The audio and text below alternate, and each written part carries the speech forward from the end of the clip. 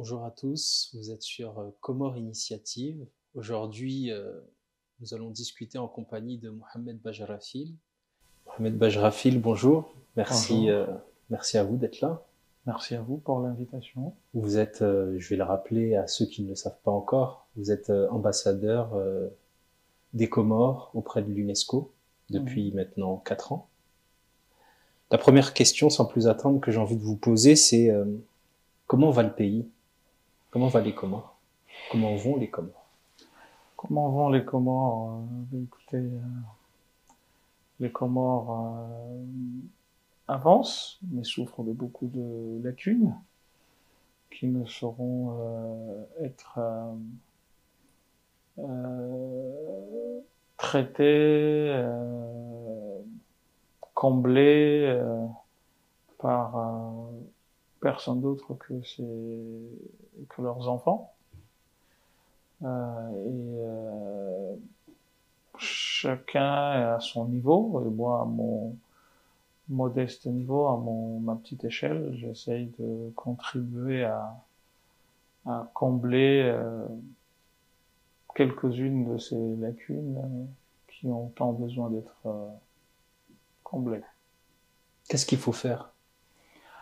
Oh, bien malin celui qui prétendra avoir la solution miracle, mais il y a des choses à faire, en effet. Et vous savez, euh, le pire que de ne pas réussir, c'est de ne pas essayer, disait Aristote. Et il y a beaucoup de choses à faire, puisque notre pays est un pays très riche, euh, très grand, non pas par sa taille, mais plutôt par sa centralité et sa culture. Par le passé, j'ai eu ces derniers temps à le dire assez souvent, on entendait parler de Zanzibar comme l'Andalousie de l'Afrique de l'Est et indiscutablement plus de 90% des élites qui faisaient la fierté et la grandeur de Zanzibar étaient d'origine comorienne. Et cela veut dire ce que ça veut dire. On aura très certainement l'occasion de revenir sur ça.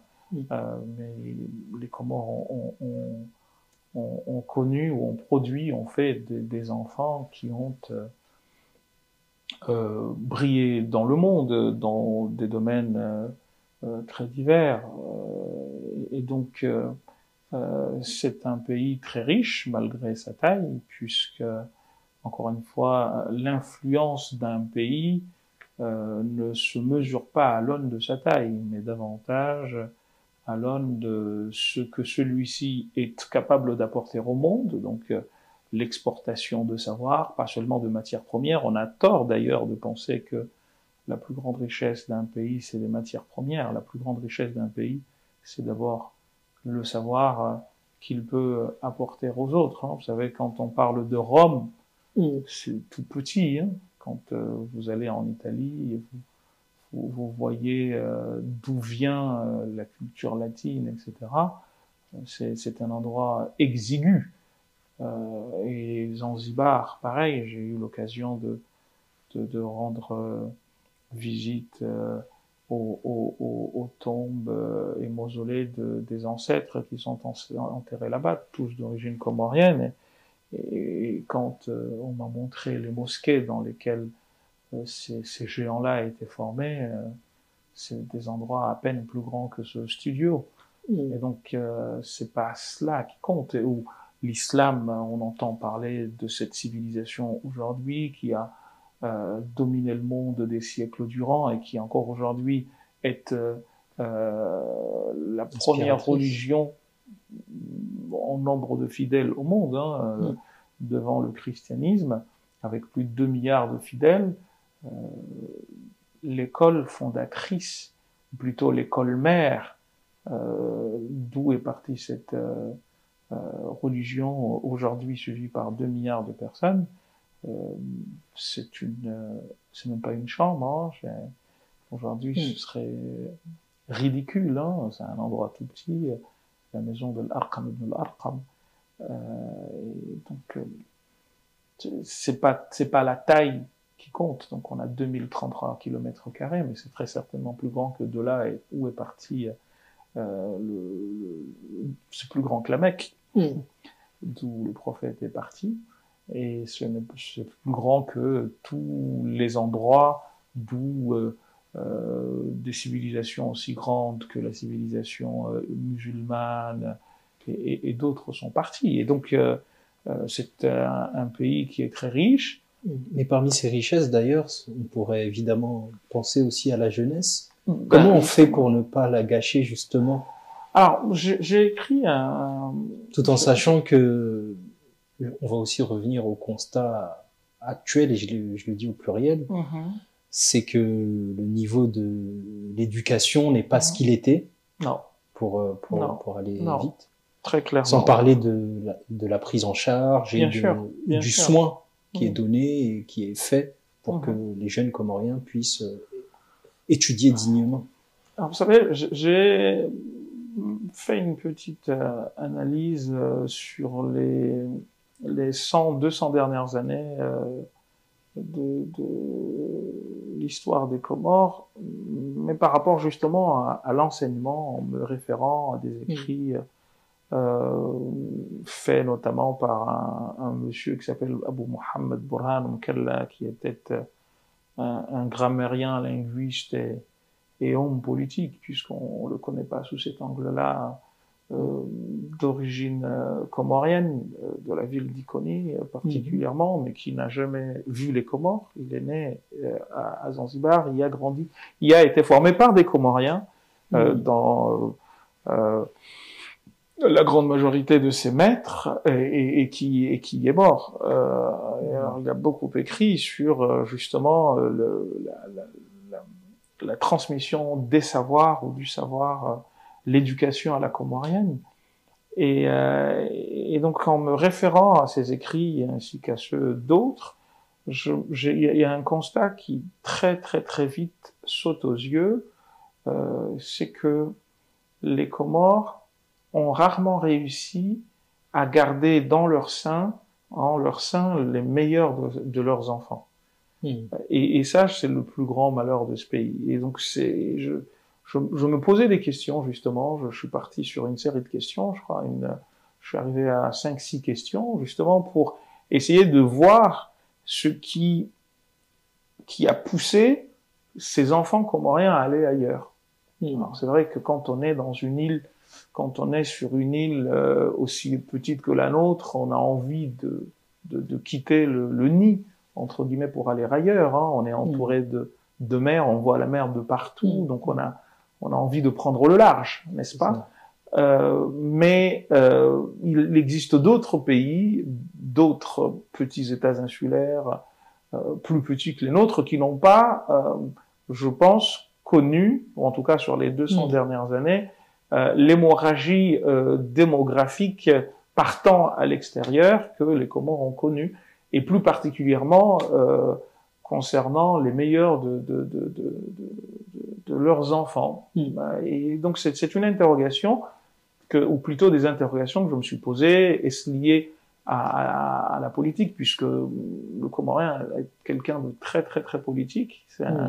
C'est un des peuples les plus politiques que je connaisse. Oui, nous sommes tous. Exactement. Et donc finalement, ça se balaye très rapidement, puisque c'est pas, il y a 200 ans, c'était pas ça. Ou en tout cas, c'était autrement. C'était autrement. Et puis, ce qui se passait il y a 200 ans aux Comores se passait ailleurs dans la sous-région. Et c'est pas pour autant que on a retrouvé des milliers de Comoriens. Vous savez que c'est pas rien. Alors, je ne sais pas, parce que j'ai pas étudié d'autres cas, mais je ne pense pas que ce soit courant que au minimum à 2 ou 3 reprises sur les 100 dernières années, la première capitale des Comores soit à l'étranger, à l'extérieur du pays. En 1960, il y avait plus de Comoriens à Majinga qu'à Moroni. Et aujourd'hui, indiscutablement, il y a plus de Comoriens à Marseille qu'à Moroni. Et donc, c'est des interrogations comme celle-ci qui vont amener à me dire, mais il y a vraiment besoin de s'asseoir très sérieusement et de se poser la question de comment faire pour justement éviter alors, on parle de fuite des cerveaux, mais là, on n'est pas dans une fuite des cerveaux, c'est une hémorragie qui ne date pas d'hier, encore moins d'aujourd'hui, mais qui remonte plutôt à 200 ans, puisque Zanzibar, Andalousie de l'Afrique de l'Est, c'est au fin du 18e, début du 19e, et c'était déjà des Comoriens. Je renvoie souvent à un écrit fait par le linguiste, théologien et poète dont je parlais à l'instant, Burhan Mkalla. Il a écrit un petit écrit sur l'histoire de la Grande Comore qu'il a intitulé en arabe Tarikh Jazirat al-Qamar al-Kubra, sur à peu près une 60aine de pages, qui d'ailleurs mériterait d'être publié puisque c'était sur un site qui s'appelait Swahili Web, encore une fois pas les Comores, qui parle de lui, et même ses écrits sont publiés. La première fois que j'ai vu ça m'a donné envie de pleurer, puisque alors moi mon premier contact avec lui, j'ouvre une petite parenthèse si vous me permettez, c'était avec un livre à lui que mon père m'enseignait qui s'appelait Nafhatul Warda fi Manhaj al-Burda, qui parlait de la vie du prophète, etc. Et donc la première édition, ou en tout cas celle dans laquelle papa avait appris et dans laquelle il m'a enseigné, je crois que c'était la première édition, ça a remonté en 1960, quelque chose, enfin autour de cette année-là. La première édition était faite par l'Azhar, l'université. Et dernièrement, il m'a été donné la possibilité de voir ces écrits publiés par des maisons d'édition émiratis, si ma mémoire est bonne, notamment de Dubaï. Et il y a quelque chose qui m'a beaucoup choqué, qui m'a limite fait pleurer, c'est qu'on écrit... Alors lui, il aimait bien s'appeler le Comorien. Lui qui n'est jamais rentré chez lui. Donc il s'appelait Abu Muhammad Burhan Mkalla al-Qamari, le Comorien. Alors qu'il n'est jamais venu au Comores, en fait. En tout cas, de ce que j'ai lu, puisqu'il y a un frère que j'ai jamais eu l'occasion de rencontrer, qui a écrit un livre sur lui. Dernièrement, il l'a publié en arabe il y a 3-4 ans maintenant, qu'il a intitulé Al-Asr al-Dhahabi li Tarikh Zinjibar, la période d'or, ou l'âge d'or de l'histoire de Zanzibar, et c'est avec comme personnalité d'illustration ou de modèle Abu Muhammad Burhan Mkalla, justement.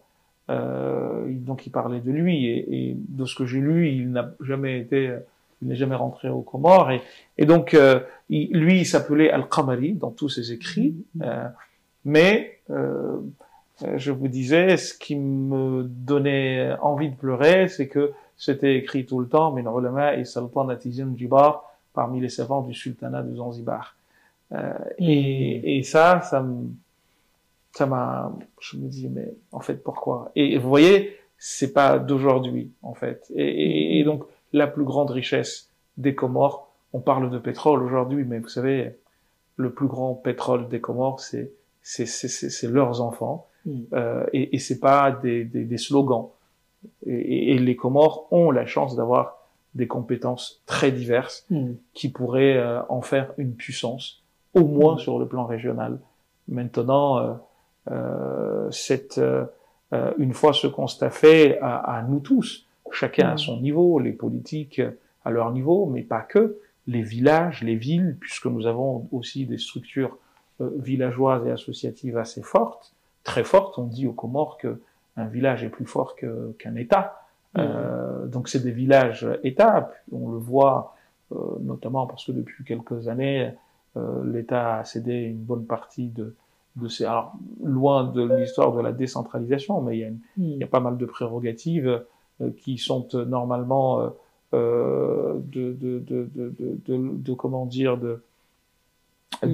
qui sont habituellement à l'État, dévolues aujourd'hui ou récupérées aujourd'hui par les villes. Et donc, chacun à son niveau se doit de voir ce qui peut être mis en avant pour eh bien faire en sorte que cette richesse non seulement puisse se former comme il se doit, mais aussi et surtout, une fois formée, qu'il puisse rentrer, puisque le pétrole ne servira à rien. On parle d'or noir, moi je parlerai d'or gris. Le vrai or, la vraie richesse, c'est les enfants de ce pays qui, comme je viens de vous le dire, depuis 200 ans, voient les meilleurs parmi eux mourir ou vivre à l'extérieur. Et quand on a la chance d'en avoir quelques-uns qui rentrent, c'est souvent au crépuscule de leur vie. C'est le cas du docteur Mouni Baraka, que vous ne connaissez pas. Si, j'allais venir justement. Vous ne l'avez pas vécu, moi non plus, je ne l'ai pas vécu. Non, mais j'allais y venir Mouni Baraka parce que dans son parcours qui est riche et dans ce qu'il a énormément apporté tout de même à l'histoire des Comores, il était d'abord et avant tout un savant. Et il est aussi apparu qu'il a été aussi à un moment ambassadeur aussi pour les Comores. Pourquoi vous, sans vouloir faire une comparaison qui vous écrase, vous avez accepté de devenir ambassadeur? Alors, la comparaison n'est pas raison, dit-on. Donc c'est incomparable. J'espère pouvoir faire le milliardième de ce que cette personnalité qui n'est toujours pas connue suffisamment. Pas suffisamment, ça c'est vrai. A pu accomplir. Mouni Baraka, c'est un océan de savoir, c'est un océan il rayonnait mondialement, indiscutablement. Enfin, c'est un des Comoriens les plus connus dans l'histoire, mais lui, il est le produit d'autres Comoriens. Mouni Baraka est le fruit c'est un des derniers étudiants, élèves de Al-Habib, qui lui est le produit de son père, qui lui, pour moi, est le plus grand, c'est le meilleur des enfants que les Comores n'aient jamais eu. Ça n'est pas reconnu seulement par nous, les Comoriens, mais aussi dans l'histoire de l'océan, enfin des pays de l'océan Indien. Ah non, pas seulement, dans le monde musulman. Il a été conseiller aux affaires religieuses du dernier empereur de l'Empire ottoman, du sultan Abd al-Hamid, avec siège au palais. Il a laissé une production intellectuelle incroyablement grande que les Comoriens ne connaissent pas. Vous vous imaginez, c'est quand même un comble. Il n'y a même pas une rue aux Comores qui porte le nom de Habib Ahmed ibn Abi Bakr ibn Soumaït. Alors que tu vas à Zanzibar, il a juste sa tête sur les billets de 10 Non, ça c'est Al-Habib. Ah non, pardon, ça c'est Al-Habib. Mais Al-Habib, je dis... vous parlez de son père. Ah oui, son père, c'est le plus illustre. Al-Habib, c'est comparé à son père, c'est un autre niveau. Son père, c'est autre chose. Je vous dis, c'est pour moi le meilleur des enfants que les Comores n'aient jamais eu. Donc il a laissé une production intellectuelle que l'on découvre tous les jours. Sur le plan théologique, c'est franchement un autre niveau. Et d'ailleurs,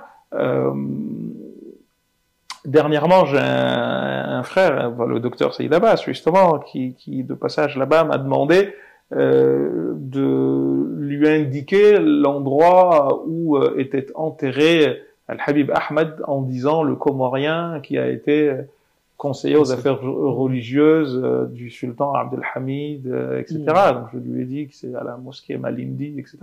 Non loin de la plus grande place de la célèbre promenade de Zanzibar, qui s'appelle Forodani. Et donc je lui ai parlé de lui, mais en même temps, donc je lui ai indiqué l'endroit, la mosquée de Malindi. Mais au-delà de ça, je me suis amusé à montrer la centralité de ce personnage. Parce que il n'a pas seulement été un grand érudit, il a été un grand maître au sens véritable du terme, puisqu'il a formé par dizaines voire par centaines des gens qui par la suite ont diffusé le savoir en Afrique de l'Est, aujourd'hui, nous ne savons pas suffisamment ces connexions-là, puisque la colonisation nous a coupé de cette partie de notre histoire, mais jusqu'au Congo-Kinshasa, jusqu'en RDC, jusqu'au Burundi, ces gens-là ont rayonné. Donc, vous prenez un pays comme l'Ouganda, et c'est pour ça que je dis tout le temps à nos amis, à nous qui venons maintenant et qui pensons qu'il n'y a jamais eu personne aux Comores en termes de... Et soyez vraiment modestes, vous valez vraiment rien du tout, on vaut rien, mais vraiment, mais au propre comme au figuré, comparé à ces figures-là. Donc il faut vraiment que chacun reste à sa place et que l'on se mette pas à se mesurer, là, vraiment, c'est incomparable. Et quand tu lis l'histoire de ces gens-là, le rayonnement, aujourd'hui, le père d'Al-Habib, vous allez en Indonésie, vous entendrez parler de lui. Moni Baraka aussi, mais pas de la même manière.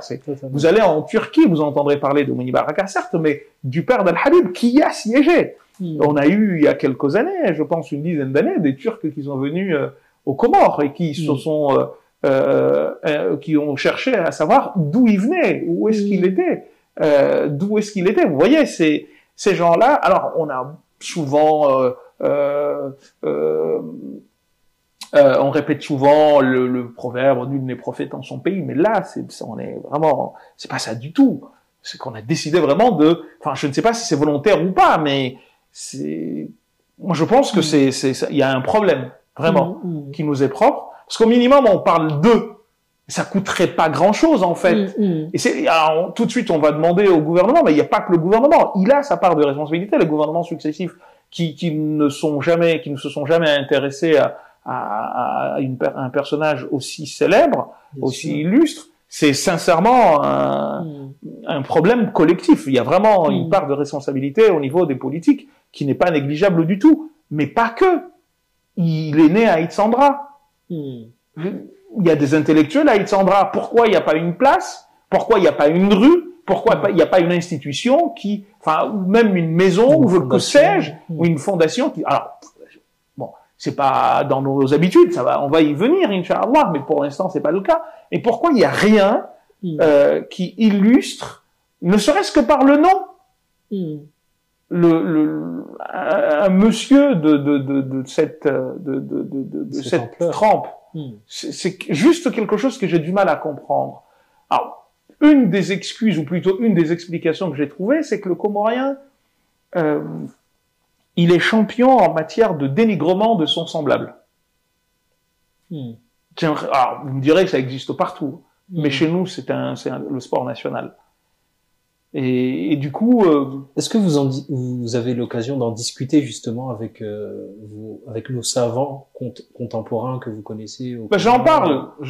Mais vous savez, le problème c'est qu'aujourd'hui tout est politisé aux Comores. Donc quand tu parles, il y a des gens qui sont prêts, qui vont te regarder en fonction de avec qui on te voit, avec qui tu as parlé, avec qui tu as mangé, etc. Au lieu de se dire, ben écoutez, on nous a appris en islam que al-hikmatu, la sagesse, dallatul mu'min, c'est l'objet perdu du croyant. Aynama wajadaha fahuwa awla biha. Où il la trouve, il la fait sienne, il le fait sien. En fait, la sagesse, où il la trouve, il la fait sienne. En fait, c'est de qui qu'elle vienne. Et aujourd'hui, pas seulement d'ailleurs, enfin, au-delà même des Comores, c'est que il y a des problématiques. Des fois, tu t'assois, tu te dis mais qu'est-ce qui vous arrive? Vous avez le problème, la catastrophe, le génocide de Gaza. Là, l'urgence n'est pas de regarder de quel courant musulman viendra l'aide à Gaza. L'urgence, c'est d'arrêter le massacre de Gaza. Sois qui tu veux. Ok? Ce qui m'importe, c'est d'arrêter cela. Non, les musulmans ne sont pas là, en fait, on n'en est pas là. Et donc, il faut qu'on regarde la couleur de Badruddin, il est comme ci, il est comme ça, lui vient dessus. Et du coup, quand tu dis des choses basiques comme ça, dans lesquelles nous devrions tous nous retrouver, eh bien, écoutez, en fait, c'est débile, c'est bête, c'est le pays qui perd, et puis, ben, il y en a qui, justement, je pense que c'est une des raisons qui ont poussé ces gens-là à partir, en fait, parce que, alors, il n'y a pas que ça, mais t'as le système traditionnel, on va te dire, t'as pas fait le grand mariage, donc tu n'es pas en mesure de nous parler, ou je ne sais quoi, ou tu n'es pas digne t'adresser à nous, ou tu es d'une famille X ou d'une famille Y, même si les choses sont en train d'évoluer. Mais comment vous avez pu vous retrouver et être en position de savoir en fait tout ça à propos de ces savants, parce que enfin moi pour ma part en tout cas c'est en commençant à regarder justement certaines de vos interventions que j'ai pu me mettre à chercher à en savoir plus, même si je n'en sais pas assez sur les savants dont on parlait à l'instant, et d'autres aussi comme Ahmed Kamardine et d'autres encore. Comment c'est arrivé à... Parce que j'étais le fils de mon père. Tout simplement. J'ai aucun mérite. Je suis né et j'ai trouvé ça. Donc, on m'a parlé de Nafhat al-Burda fi manhaj al-Burda de Burhan al-Mukalli. On m'a parlé de l'Ibtihaj, bien istilah al-Minhaj, du père d'Al-Habib. On m'a parlé de Hadiyat al-Ikhwan, commentaire de Aqidat al-Iman de Al-Habib. On m'a parlé de Triyaq al-Nafi' min al-Ama, du grand-père d'Al-Habib, le commentaire du Babou. Donc en fait, je me suis retrouvé dedans. Et j'ai pareil, le grand moufti actuel, c'est un oncle aussi, parent qui nous a élevés petits. Donc à l'âge de 9-10 ans, on nous réveillait à 2 heures du matin pour aller faire des cours de grammaire arabe. Et naturellement, j'allais dire, lui étant issu de cette école-là, puisque c'est aussi cela la vérité. C'est qu'en fait, c'est mon père comme le moufti sont issus de cette lignée de savoir en fait. Donc lui, il nous a parlé de l'Alfiya al-Wadiha de Burhan Mukalli. Il nous a parlé d'ailleurs le livre qui lui a été consacré. Il a écrit, il l'a préfacé, le grand moufti, puisqu'il est issu de cette lignée. Donc, disons que c'est dans la famille que j'ai trouvé cela. Et j'aurais été dans une autre famille, très certainement, je n'aurais pas, donc j'ai pas de mérite du tout. J'ai juste eu la chance de naître dans un environnement qui me donnait accès à, c'est la seule raison, mais c'est pas parce que je suis plus intelligent que les autres, hein. Donc je dis merci à Dieu, puis à mes maîtres qui m'ont permis d'être en contact avec ces géants-là. Donc vous avez le grand moufti, l'ancien grand moufti Sayyid Mohammed Abdurrahman, Sayyid Tahir également. Vous savez, il partait se former là-bas. Mais c'est quelque chose qui n'existe plus. Hein. Le moufti de Marseille, Ali Mohamed Qassim, et là, tu vois qu'il n'y a plus de relève, en fait. C'est que ça s'arrête là. Je vois, mon père est décédé, c'était un des tout derniers, que Dieu garde nos 2 mouftis le plus longtemps possible en vie, mais cette manière de former les gens, qui avait ceci de particulier et elle était en lien avec les réalités socio-anthropologiques du pays, puisque vous alliez à Zanzibar, vous y trouviez les mêmes réalités qu'à Moroni, ou en tout cas beaucoup de ressemblances et de similitudes. Et donc cette manière de voir les choses, elle est en train malheureusement de partir. Et donc moi, comment j'ai fait pour répondre à votre question? J'ai vraiment aucun mérite. C'est parce que je me suis trouvé un peu comme Obélix tombé dedans, et je remercie Dieu sincèrement. C'est une des choses pour lesquelles je remercie Dieu après avoir fait de moi un humain musulman, d'être né dans cet environnement qui m'a permis de me connecter d'être en connexion avec ces géants-là, vraiment. Et c'est très inspirant, pour être honnête avec vous. Ça m'a beaucoup inspiré, puisque je me rappelle petit, on nous racontait les anecdotes tant du grand moufti, par exemple, l'actuel grand moufti Cheikh Abou Bakr, qui enseignait seulement à 2 heures du matin. Donc toi, t'es obligé d'être debout à 2 heures du matin. Et donc en étant debout à 2 heures du matin, on te fait ingurgiter des poèmes, bien sûr, celui qui cherche à avoir des perles apprend à comment dire, à se jeter dans les profondeurs, à s'immerger dans la mer. Et celui qui cherche l'élévation, la hauteur, le développement, le progrès, le succès, eh bien, il veille la nuit. Tu veux réussir tout en dormant la nuit. C'est que tu te convaincs à avoir l'impossible, où on te dit, ben tiens, ton père à 3 heures du matin, il se réveillait pour aller faire cours à 4 heures du matin à la capitale, et il devait réviser sous comment dire, avec le pétrole lampant, et un jour on te dit il a étudié, il a révisé jusqu'à ce qu'il n'y ait plus rien, et papa qui se réveille pour aller à Moroni sous un lampadaire, finir de réviser pour ensuite aller étudier. Donc tu grandis, tu nais dedans, bien tu as envie de faire faire comme eux, d'essayer de faire comme eux. Et donc très jeune, je me rappelle, je devais avoir 11 ans, la première fois que j'ai essayé de lire un livre en entier en une nuit. Alors, la technique qu'on avait trouvée, c'est de prendre de l'eau et de mettre les pieds dedans.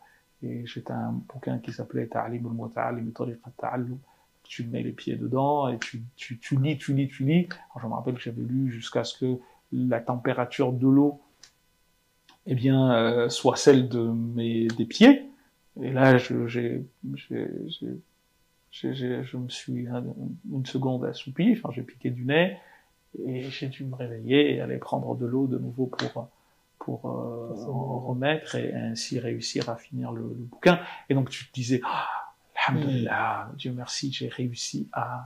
Et on te disait, tu ne peux pas faire de fiqh, tu ne peux pas être faqih si tu ne connais pas un livre de fiqh par cœur. Alors c'est des choses qu'on te balançait comme ça, et donc c'est cet environnement-là qui m'a permis d'être un peu en relation, pas totalement, hein, on est un peu en relation avec ces géants-là. À vous entendre, ce qu'on se dit, évidemment, c'est comment c'est dense, en fait, tout ça. Mais aujourd'hui, ce qu'on peut constater aussi, sans vouloir faire le réactionnaire, c'est qu'aujourd'hui, parfois, sur YouTube ou sur d'autres réseaux sociaux, tout le monde veut s'improviser. Pardon, je la refais. Tout le monde veut s'improviser imam. Tout le monde veut s'improviser imam sans forcément se rendre compte de ce que cela implique, sans forcément se rendre compte du chemin qu'il y a à prendre humblement avant d'oser dire devant d'autres que je veux vous transmettre un savoir. Alors, vous savez, il y avait un savant qui s'appelait Cheikh Ibrahim al-Bajouri, qui est un des grands maîtres de l'Azhar, un des grands cheikhs de l'Azhar, notamment du 19e siècle, qui a écrit un très célèbre, une glose, on appelle Hashia, sur une autre glose qui s'appelle Fathul Qarib, que les Comoriens connaissent, ceux qui font du fiqh connaissent très bien, le commentaire de Matn Abi Shuja', Ghayat al-Taqrib, et qui s'appelle Hashatul Bajouri. Et je me rappelle, je sais plus dans quel chapitre il a c'est la première fois, enfin je cite parce que je l'ai vu ailleurs, mais c'est la première fois que j'ai vu ces vers plutôt ce poème qui disait تصدر للتدريس كل مهوس بليد قد تسمى بالفقيه المدرس فحق لأهل العلم أن يتمثلوا ببيت شاع في كل مجلس لقد هزلت حتى بدا من هزالها كلها وسامها كل مفلس, qui en un mot dit que en fait tout un chacun s'improvise enseignant, et il compare le poète compare le savoir à une bête efflanquée, très très très très maigre, que toute personne appauvrie veut acheter parce que il la sous-estime, enfin elle vaut pas grand-chose en fait. Et donc il est venu le temps, disait-il, aux savants de s'imposer et de dire stop, en fait, arrêtez vos bêtises. Mais aujourd'hui, on est dans l'ère du numérique où chacun dit ce qu'il veut. Je me rappelle, il y a maintenant une dizaine d'années, peut-être un peu plus, j'avais dans une interview accordée à un média local, je crois que ça s'appelait Rue 89, je ne sais pas si ça existe encore ou pas, où, je leur avais dit, nous, dans notre communauté, on a un souci de particulier que tu peux avoir quelqu'un, avec tout le respect que l'on a, hein, qui a un CAP, qui traite quelqu'un qui a un doctorat d'ignorant. Bon. C'est comme ça, c'est la vie. Et donc, c'est assez particulier et c'est encore plus, comment dire, plus exacerbé chez nous. Parce que tout le monde est spécialiste de tout, ça c'est aussi un de nos grands torts. C'est que je ne peux pas reconnaître que je ne sais pas faire de réel. Je ne sais pas. Et donc j'ai aucun problème à me dire je suis ignorant de ce que vous savez. Je ne suis pas prof de maths. Peut-être que je sais enseigner la littérature parce que j'en ai fait un peu, sans prétendre être non plus un grand spécialiste de la question. Mais je veux dire, si chacun se contentait de ce qu'il peut apporter aux autres, c'est-à-dire ce pourquoi il a été formé, ou même ce pourquoi on a été formé, on a des limites. Si chacun pouvait se dire, écoute, je sais ça, mais ça je ne le sais pas en fait, et je ne prétends pas avoir une connaissance encyclopédique, sur tout. Je pense que le monde se porterait bien. Il y avait un théologien musulman qui s'appelle Ibn Hazm qui disait لو سكت من لا يعلم, si le non spécialiste d'un domaine les non spécialistes se taisaient, رفع ثلث أرباع الخلاف, les 3/4 des divergences disparaîtraient. Le problème, c'est que chacun de nous est spécialiste de tout, il prétend avoir tout lu, il n'y a pas la modestie de se dire, écoute, bon, ça c'est une manière de voir les choses, et ça c'est mon combat à moi, pour ne rien vous cacher, c'est que chacun, non seulement reste dans son domaine, mais qu'il dise, écoute, je ne sais pas tout. Mais, et ça j'aime pas du tout, en fait, les personnes qui prétendent tout savoir, ça me gêne, parce que c'est de cette manière qu'on fabrique des comment dire, des imposteurs. Et c'est un mot d'ailleurs qui est utilisé partout où on va traiter quelqu'un. En fait, un imposteur, c'est quelqu'un qui se dit connaisseur d'un domaine dont il ne sait rien. Qui maîtrise pas. Mais la com peut l'aider à tout maquiller. Oui, mais vous savez, jusqu'à ce que. Il y a deux choses que l'on sait rarement cacher, le savoir et la fortune. Et inversement, quand tu n'en as pas, on dit en français que la culture c'est comme de la confiture, moins on en a, plus on étale, n'est-ce pas? Et donc, il n'y a pas besoin de gesticuler, ni de se mettre dans des gens, il faut se parer de je ne sais quoi, mettre des turbans. C'est pas, l'habit ne fait pas le moine, et le hajjalabat ne fait pas l'imam. Donc, si on avait cette modestie de se dire, c'est comme, par exemple, pour ces géants-là. Moi, j'entends très souvent des gens, encore aujourd'hui, qui disent, nos parents qui ne connaissaient pas l'islam. Mais toi, tu ne connais pas l'islam. Mais viens avec tes profs, qui tu veux. Ils valent pas un clou par rapport à ces géants-là. Mais on a l'habitude de minimiser, mais quel est le Comorien d'aujourd'hui, qui parmi nous, on va se jeter dans le bain, quel est le Comorien qui est, par exemple, dans le Guinness, c'est le Guinness des célébrités arabes. J'ai l'occasion de le dire à plusieurs reprises. Attention, c'est pas donné, vous ne trouvez ça nulle part, un pays. Vous savez, Sourate Yassine est plus connu du Comorien que l'hymne national des Comores. Alors je sais que ceux qui sont laïcs ou qui ne veulent pas entendre parler d'islam, ça les dérangera.